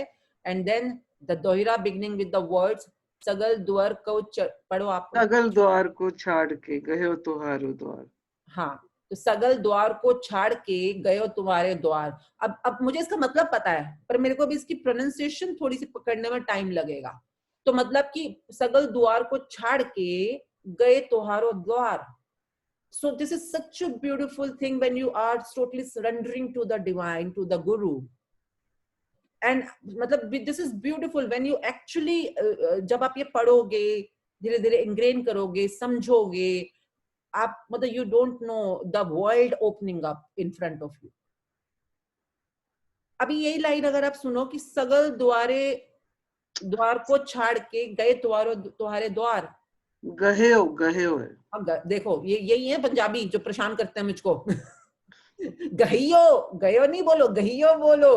गयो का मतलब है मैंने पकड़ लिया, इस द्वार को पकड़ लिया। गहियो, गयो। अभी मेरी प्रोनाउंसिएशन बहुत पुअर है, बट आई कैन अंडरस्टैंड जो समझा रहे हैं वो। गहियो मतलब गया, मतलब कि मैं सब दरवाजों को छोड़कर तेरे द्वार पे गया हूँ और तेरे द्वार पे आया हूँ। And then the whole thing goes on. गहियो, गया, ये जो भी आप अभी, ठीक है, let's begin. Okay, and first 5 and the last Pauri stanzas of Anand Sahib. Now this is most beautiful. Anand Sahib जब शुरू होते हैं, आनंद साहब हमारे गुरुजी की लिखी हुई ऐसी क्रिएशन है which brings so much of Anand into you। आप शाम को अपने घर पे बैठे और आप आनंद साहब की ये वाले पर्टिकुलर स्टैंजास को जब पढ़ते हो, last first 5 and the last Pauri, तो ये जो भी ये ग्रुप बनता है, it is like bringing joy into your life. Anand. So Anand Sahib is basically a celebratory scripture जो mostly आनंद की feel देता है. So I mean, when you will read it, understand it, you will get the whole joy of getting into this journey. And then comes the Mundavni and the Slok Mahela Panjwa, beginning Tera Kitta Jato Nahi in the evening after sunset. तो जब सूरज डूब जाता है उसके बाद ये सारे के सारे रहराज साहब की ये सारी की सारी श्लोक शुरू, I mean ये सारी शुरू होती हैं जो भी ये इन्होंने बनाया. अब आपको कि मैं कैसे काटूं या मैं कैसे लाऊं, तो ये नितनेम में या शाम का जो होता है इवनिंग वाला या सुंदर गुटका में सब कुछ कटे हुए ही मिलते हैं. I mean आपको खुद नहीं काट, वो सब कुछ पहले से एडिटेड है कि आपको यहाँ से पढ़ना और यहाँ पढ़ना, बाकी वाला वो उसमें छापते ही नहीं है. I hope it's clear. उसके बाद आता है सी पॉइंट क्या आया, the Sohila to be recited at night before going to bed. तो जब आप बिल्कुल सो रहे होते हो, सोने से पहले सोहिला का उच्चारण होता है. आप इसको कैसे बोलते हो, सोहिला ही बोलोगे ना? कीर्तन सोहिला. कीर्तन सोहिला बोलते हैं मोस्टली. जब वैसे जो मैंने नोट किया है, जो मेरे को मिला, कीर्तन सोहिला ना राज साहब के साथ ही मिल जाता है. आई मीन कीर्तन सोहिला का वो मतलब उसके साथ ही जुड़ा होता है. कई बार किसी डॉक्यूमेंट में हो सकता है अलग से मिल जाए आपको. तो Kirtan Sohila to be recited at night before going to bed. The morning and evening recitations should be concluded with the ardas, formal, supplication, litany. अब now what is ardas? इसके बारे में हम थोड़े आगे बढ़ते हैं. मॉर्निंग और इवनिंग मतलब कि जब आपने मॉर्निंग में किया, जब आपने जपजी साहब और बाकी सारे 10 सवैया तक पढ़े, उसके बाद अब अरदास के साथ आप करोगे उसका समापन. फिर आप शाम को जब रहराज साहब जी कर रहे हो और उसके बाद उसको खत्म जब फिनिश कर दिया तो आपने अरदास से समापन किया. रात को कीर्तन सोहिला करना है खाली, जो सोने से पहले करना है आपको. ठीक है, तो this is clear by now. आगे बढ़े.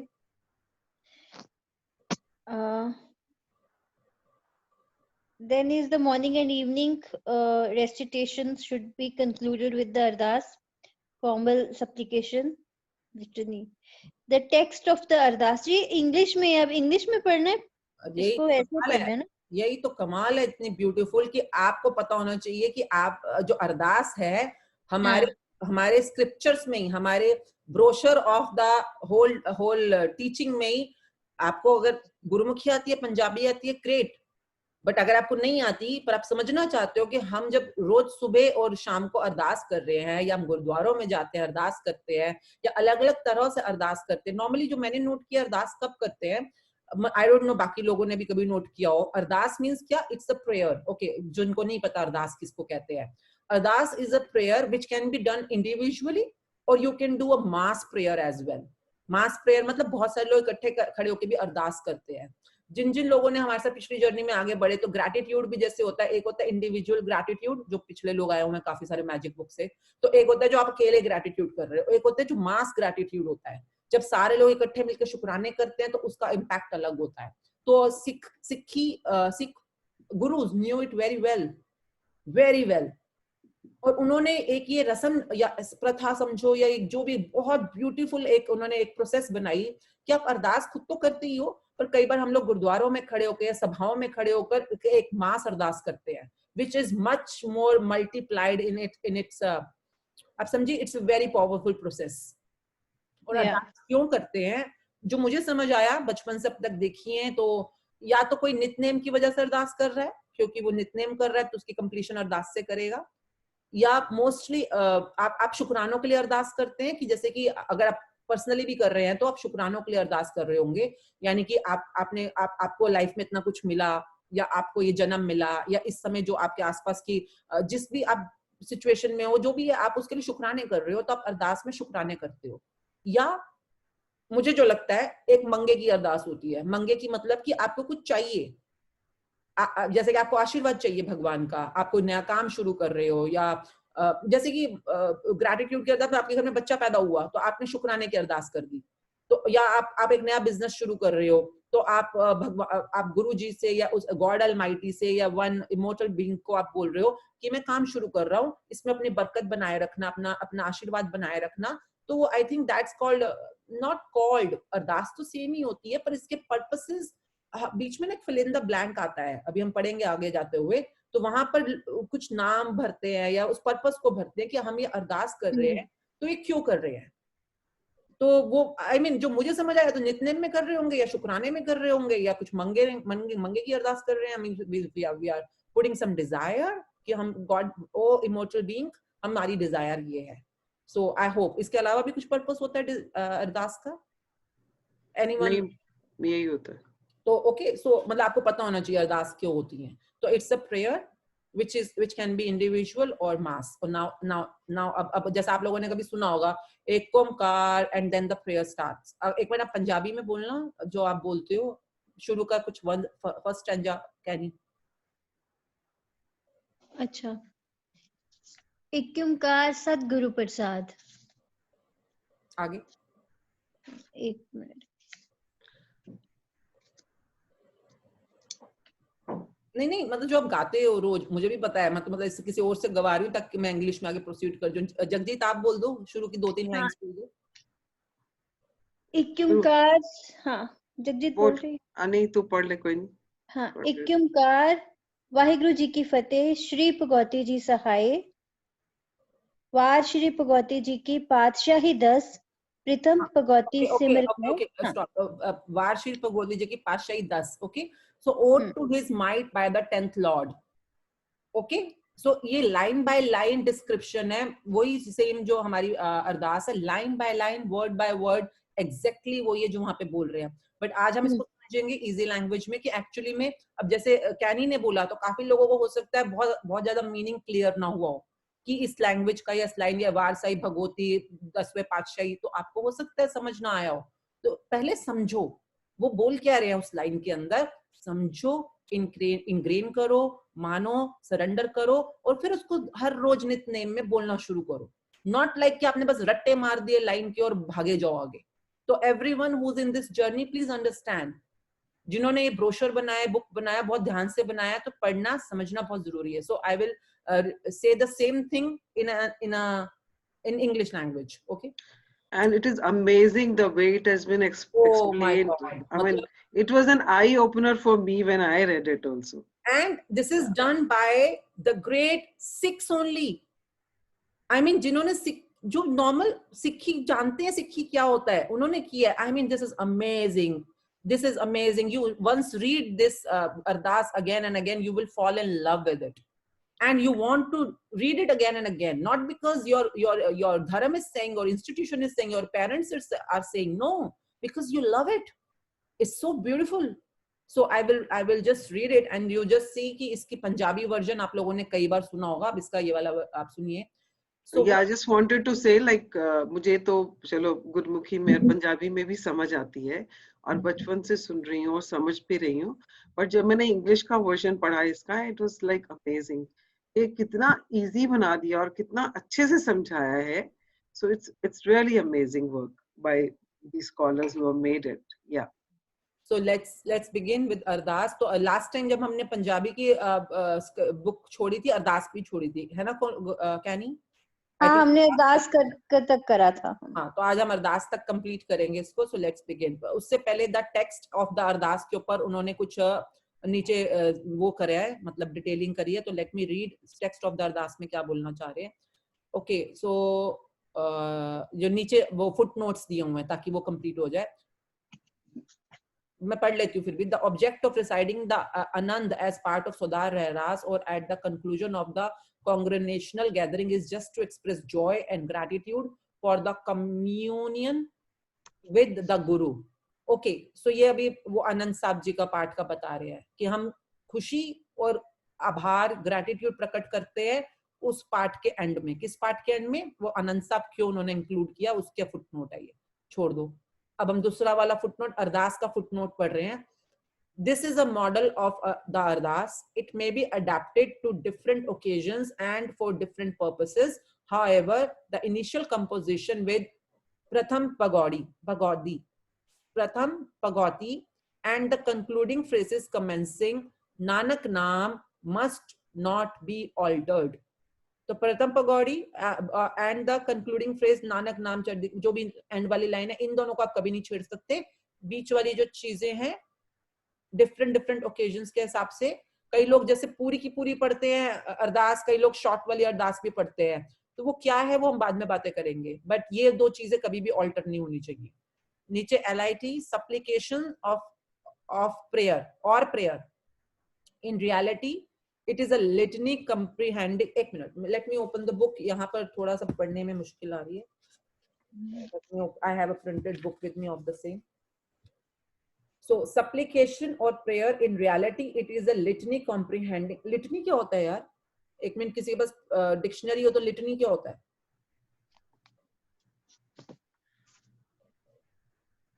I always prefer if you can find it out yourself instead of me giving you a meaning of litany. पूरी जिंदगी आपको याद रहेगा आज के बाद अगर आपने इसका मतलब खुद ढूंढा कि लिटनी क्या होता है. Anyone who could find, just speak it out.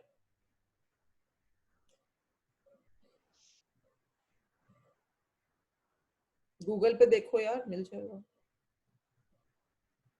A series of petitions for use in church services or processions, usually recited by the clergy and responded to in the recurring formula by the people. यानी कि एक तरह की अरज है. हाँ, मतलब अरज पिटीशन है, यानी कि जैसे कि कहते हैं माय लॉर्ड, मैं आपके सामने ये मतलब कुछ अरज कर रहे हो आप, तो यानी कि litany is like a kind of, इसकी हिंदी मीनिंग क्या हुआ? अरज, अरदास. अरदास तो है ही, वो तो समझ गए हम. हिंदी मीनिंग क्या हुआ इसी सेम चीज का? इसका हिंदी मीनिंग कॉमन प्रेयर. हाँ, कॉमन प्रेयर भी हुआ. आपका क्या हुआ कैनी? एक मिनट बताती अच्छा, अपने इंग्लिश में ढूंढा है. हाँ, क्योंकि इसका हिंदी मीनिंग सामूहिक प्रार्थना.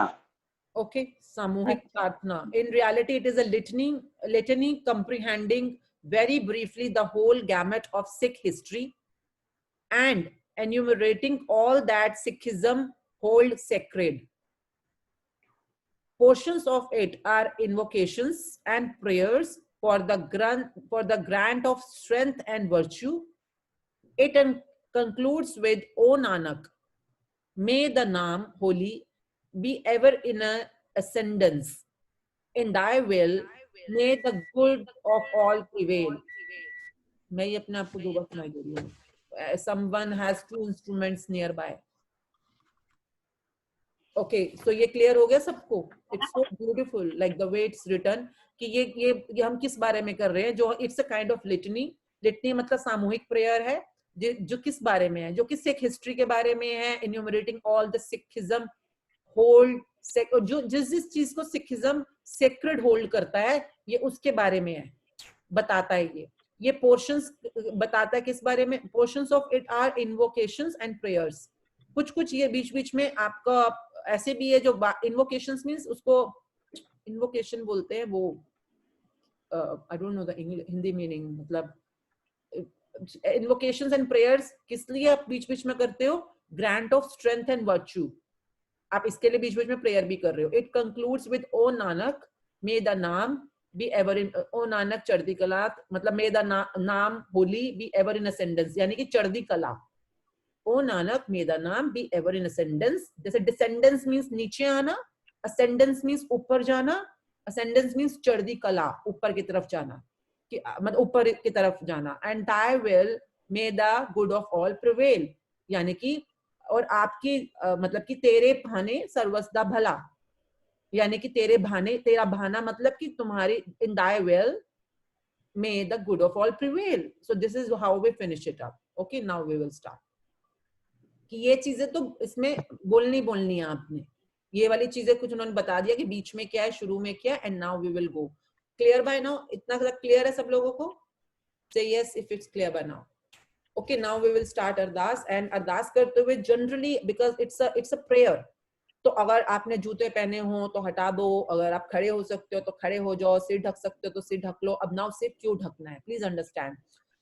अभी हम डिटेल्स में नहीं जाएंगे. आगे बढ़ते बढ़ते ना, ये इतनी ब्यूटीफुल पंथ है जो आपको किसी भी चीज के लिए अंधकार में नहीं रखेगा कि करो, करना है तो करना है, खड़े हो जाओ, बैठ जाओ, बाल काटो, नहीं काटो, कड़ा पहनो, क्यों पहनो. ना ना ना ना, ये इतना ब्यूटीफुल पंथ है जो आपको अंधकार से बाहर ला रहा है, आपको उजाले की तरफ लेके जा रहा है. अंधकार क्या मतलब? जहां अज्ञानता है. अगर हम अज्ञानता में ही चीजें करते रह जाएं तो हम किस बात के सिख? क्यों? क्योंकि हमें रीजन नहीं पता, बट सबने बोला हमने कर लिया, तो ये तो अज्ञानता हुई ना। नहीं, हमें अज्ञानता में नहीं जाना। तो हमने क्यों जूते उतारने हैं? क्यों हमारे को अपने पैरों को जमीन के साथ, जो पैरों का नीचे का तलवा है उसको जमीन के साथ हमें क्यों टच करना है? क्यों हम बैठ के नहीं कर सकते? क्योंकि हमारे को जब हम प्रेयर कर रहे हैं, हमारे अंदर जो एनर्जीज का सर्कल है, जो एनर्जीज का संचार हो रहा है, क्यों हमारे सिर पे कपड़ा होना जरूरी है? ये अभी नहीं हम बातें करेंगे, बट हर चीज का साइंटिफिक आंसर है इस पंथ के अंदर। आप आंसर ढूंढना चाहते हो, ढूंढो, नहीं तो अंधकार में रिपीटेशन करते जाओ, वही रट्टे मारी जाओ, बताई जाओ सबको। तभी तो फिर लोग भागते हैं, क्योंकि अंधकार है ना, उजाला है, हर चीज रोशन है, तो हर कोई दूर दूर से खींचा चला आएगा इस पंथ की तरफ। क्यों? क्योंकि यहाँ पे रोशनी है, हर चीज का आंसर मिल रहा है, ज्ञानता को दूर करने वाला ज्ञान है यहाँ पर। खैर, हम अभी डिटेलिंग में नहीं जाएंगे, क्योंकि अभी हम कुछ नहीं कर रहे, वो अभी हम सिर्फ पढ़ रहे हैं कि ये प्रेयर किस बारे में है। Should be start everyone? Yeah. So at least sit in a position which is a little dignified, okay, or whatever you want to do. So one absolute manifest. Victory belong to the wondrous destroyer of darkness. May the might of all, may the might of the all-powerful help, owed to his might by the 10th Lord. Just one. Having first thought of the almighty prowess, let us think of Guru Nanak, then of Guru Angad, Amar Das, and Ram Das. May they be our rescuers. Remember, then, Arjun, Har Gobind, and Hari Rai. Meditate then on revered Hari Krishna, on seeing whom all suffering vanishes.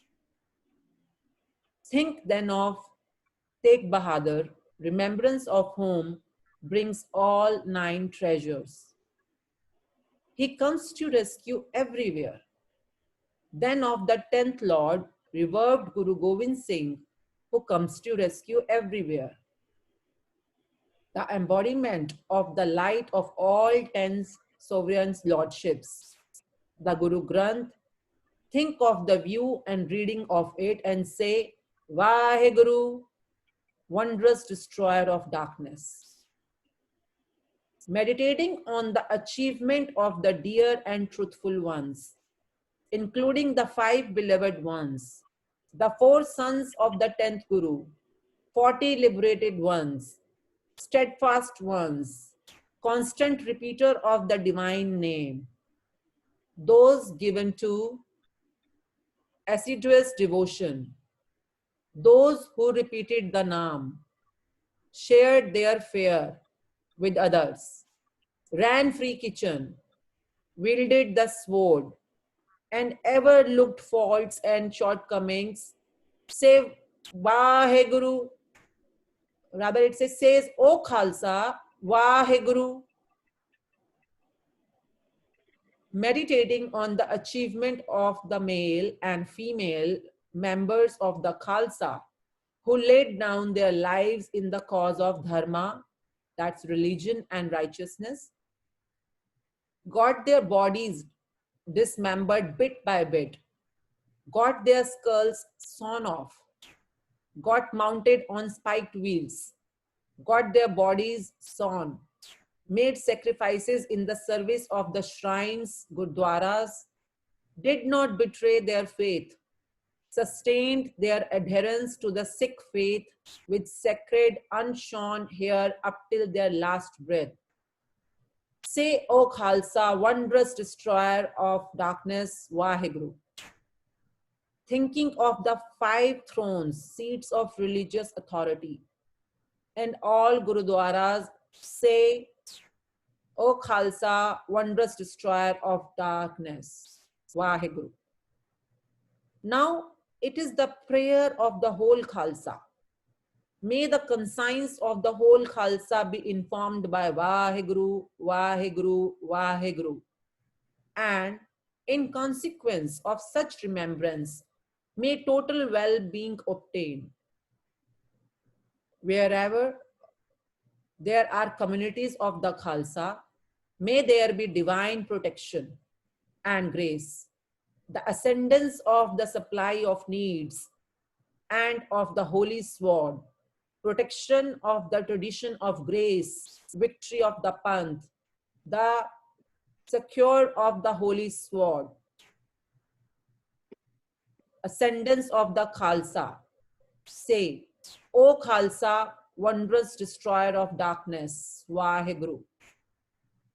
Unto the Sikhs, the gift of the Sikh faith, the gift of the untrimmed hair, the gift of the discipline of their faith, the gift of sense of discrimination, the gift of trust, the gift of confidence, above all, the gift of meditation on the divine, and bath in the Amritsar, holy tank of Amritsar. May hymns, singing, missionary parties, the flags, the hostels abide from age to age. May righteousness reign supreme. Say, wondrous destroyer of darkness, Waheguru. May the Khalsa be imbued with humility and high wisdom. May Waheguru guard its understanding. O immortal being, eternal helper of thy Panth, benevolent Lord, bestow on the Khalsa the beneficence of unobstructed visit to and free management of Nankana Sahib and other shrines and places of the Guru from which the Panth has been separated. O thou, the honor of the humble, the strength of the weak, aid unto those who have none to rely on. True Father, wondrous destroyer of darkness, we humbly render to you pardon any impermissible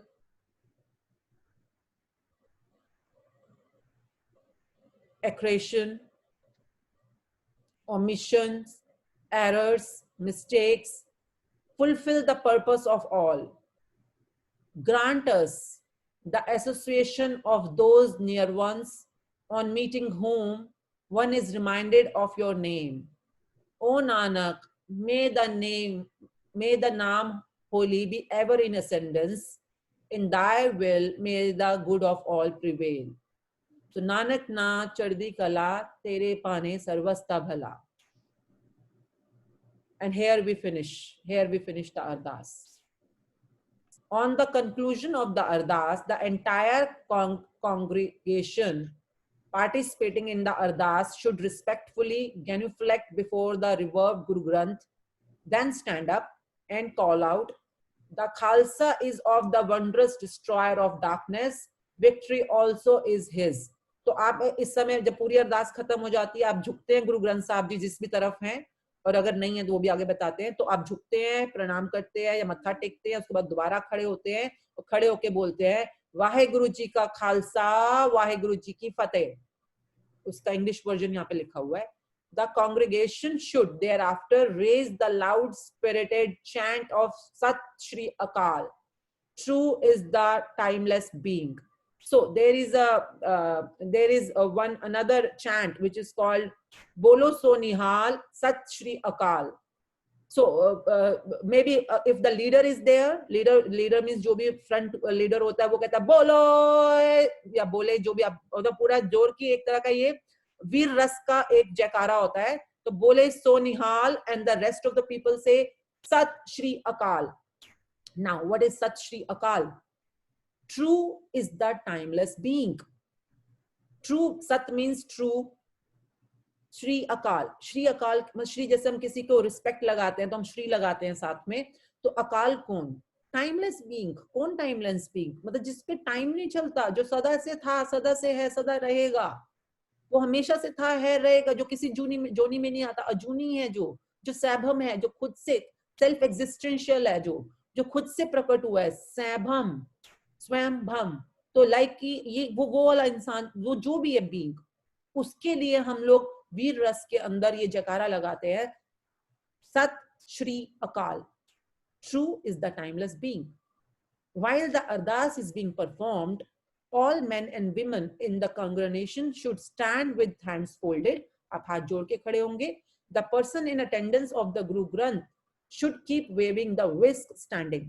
तो जो जब अरदास चल रही होती है तो अगर गुरु ग्रंथ साहब जी वहां पर हैं तो उनके पीछे एक आदमी जो भी खड़े होते हैं जिन्होंने सिर ढका होता है, वो उस समय उनके ऊपर पंखा झलते रहते हैं, व्हाइट कलर का एक फैदर जिसको विस्क बोल रहे हैं इस समय, वो पीछे उसको वेव करते रहेंगे उस टाइम पर। और सब उसको चौर बोलते हैं। हाँ, क्या बोलते हैं? चौर।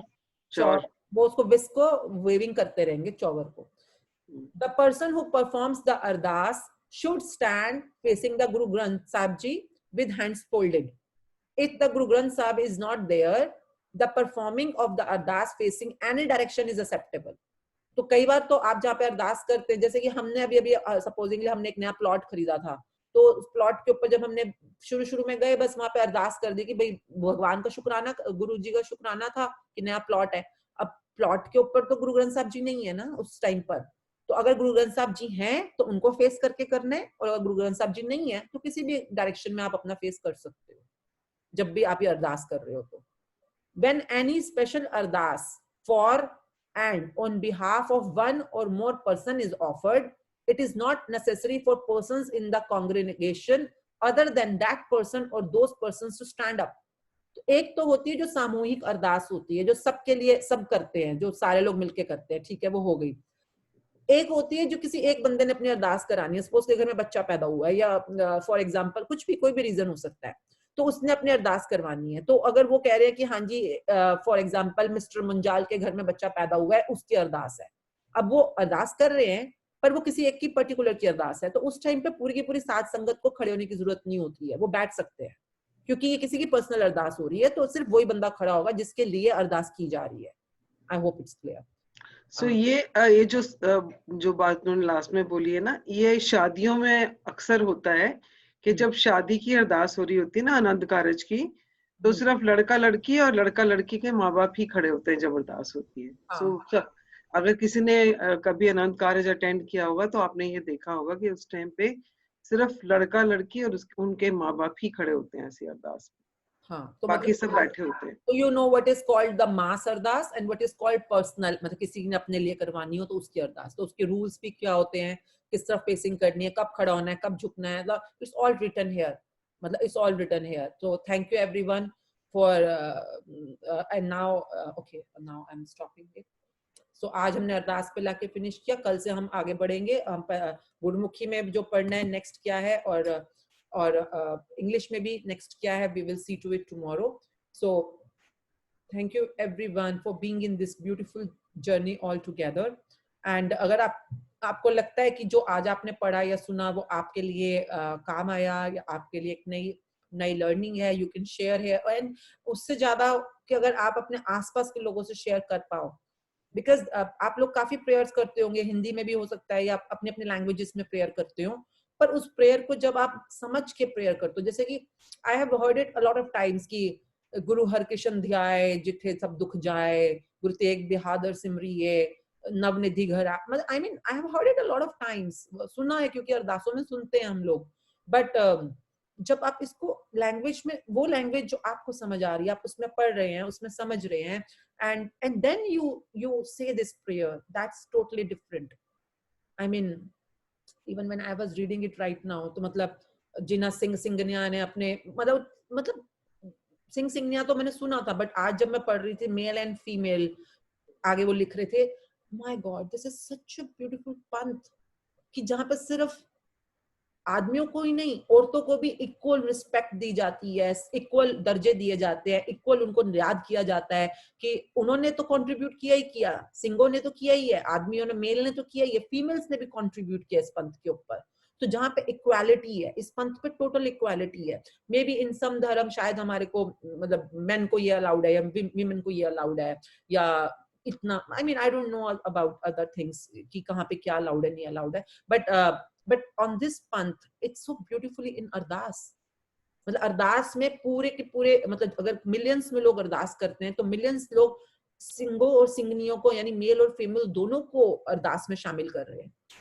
So मतलब just it's a matter to feel and be so grateful about the people who had created this panth and who have created beautiful book, very very beautiful, Sikh रहत मर्यादा, कि हर चीज आपको क्लैरिटी के साथ समझना, अपने अंधकार को दूर करते हुए उजाले में आते हुए इस पंथ पे प्रवेश कीजिए अगर आप कर रहे हो। और अगर आप इसी पंथ के ऑलरेडी, तो अभी भी अगर आपको कोई चीज नहीं पता तो आप अभी भी अपने अंदर वो उजाला by the contribution of this book you can create that. So Waheguru means अंधकार की दुनिया में रोशनी की विजय, प्रकाश की विजय। So here we finish. If you have any question regarding today's chapter, or if you want to say something, share something regarding today's chapter, only today's chapter, you can share. You can unmute yourself and you can ask or share.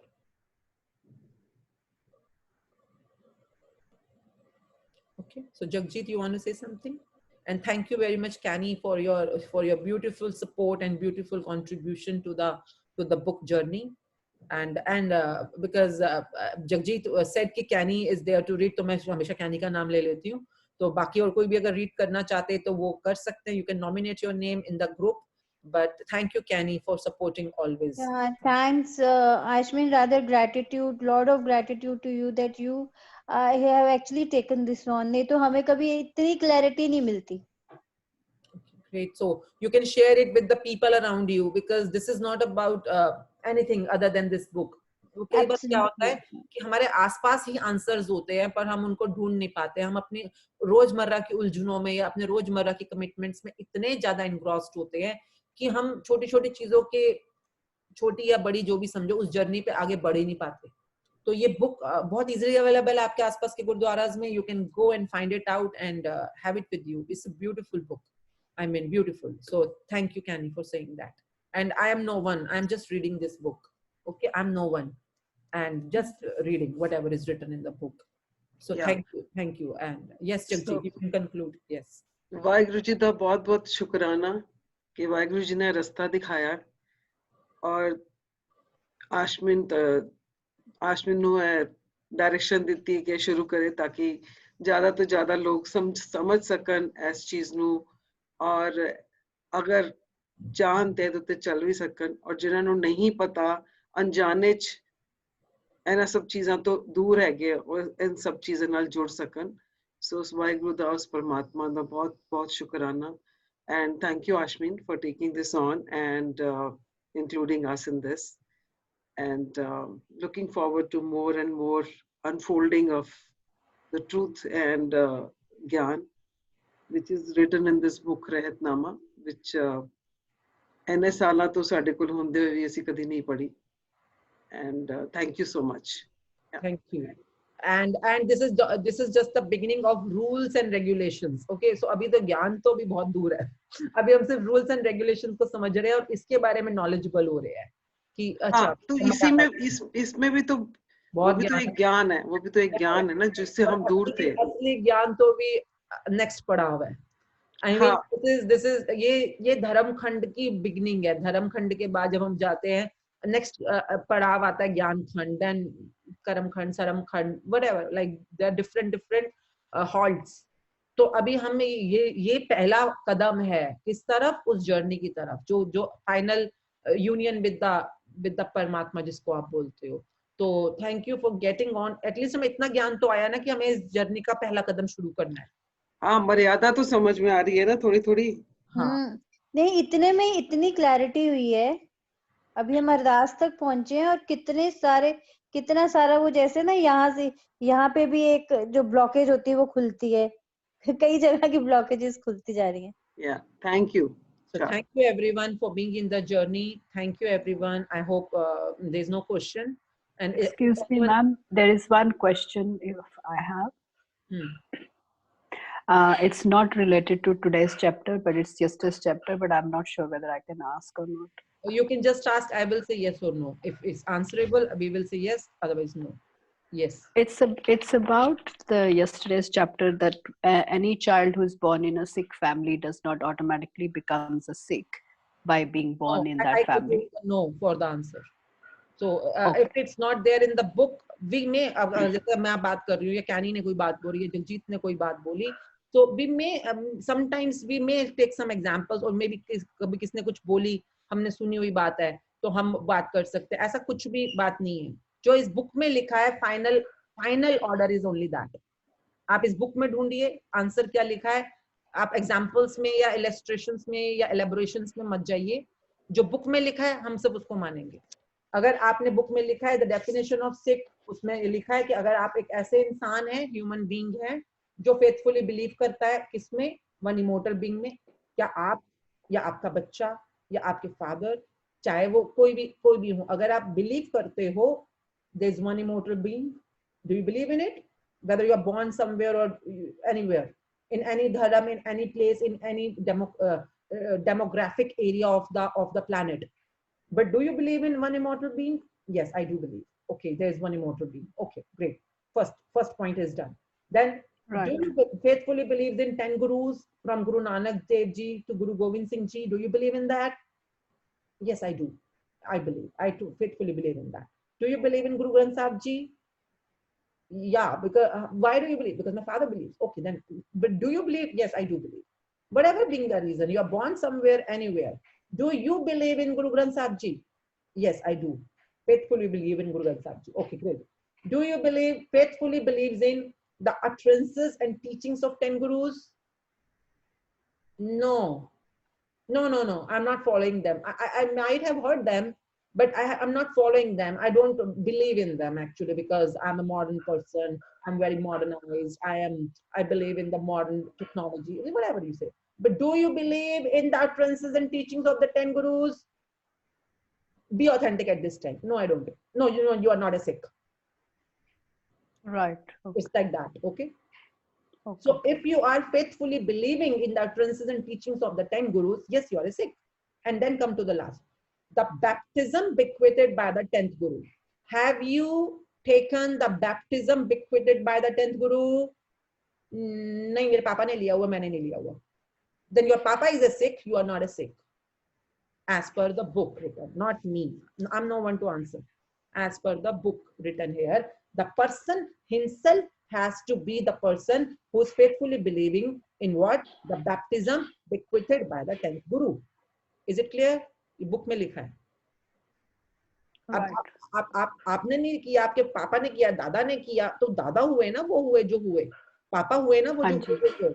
आपने अगर वो believe ही नहीं कर रहे हो आप उस चीज के अंदर, तो आप कैसे हुए वो?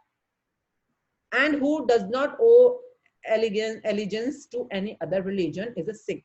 तो आप अगर सपोज आप मानो कि आपके पापा ये वो, पर आप फॉर एग्जांपल किसी फॉर एग्जांपल आप बुद्धिज्म को मान रहे हो, आप चैंटिंग कर रहे हो, आप वो कुछ होता है उनका भी मंत्र ना, आई डोंट नो, या आप कोई भी ऐसी चीज मान रहे हो जिसमें आप किसी और गुरु को मान रहे हो, तो फिर यहाँ पर थोड़ा सा मिसमैच है. आई थिंक एवरीथिंग यहाँ पे बुक नंबर पेज नंबर 19 है, आप इसको पढ़िए, जो ये बोल रहा है उसको एक बार अपने ऊपर अप्लाई कीजिए, you will get the answer.